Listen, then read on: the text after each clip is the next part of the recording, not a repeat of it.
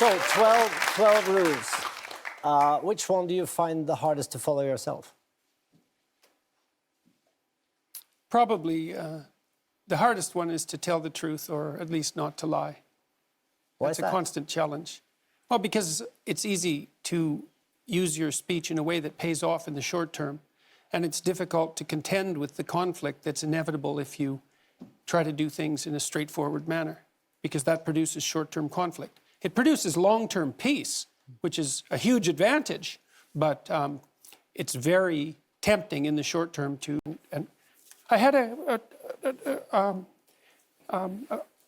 watcher the other night. He was at my lecture in Oslo, and he wrote me a letter. He was a 17-year-old boy, and he said that that my work had been very helpful to him. His father had died suddenly about 6 months before, and he found his dad when he was dying and was very, very shocked and horrified and hurt by what had happened.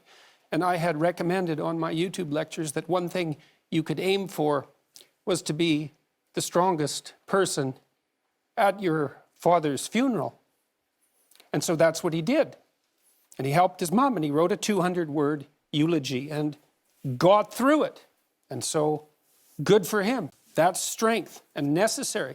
It's a terrible thing that happened, but he did everything he could not to make it any worse than it had to be. But do you never see that showing weakness can be a strength too? Not weakness, vulnerability. That's a whole different thing. To admit to the fact that you're vulnerable, that's a form of courage. That's not a form of weakness. But that leads you to take whatever steps are necessary to deal with that properly. It isn't some facade that you're invulnerable. No one is invulnerable by any stretch of the imagination. And to stand up and face that is the best route that you have. Why do you think so many young men are following you? Because you have a lot of your audience. Because I want the best for them, genuinely. I'm encouraging them. More than you do for young women? No, not So not why in the do you least. think so many are young men? Oh, well, I think part of it's technological fluke.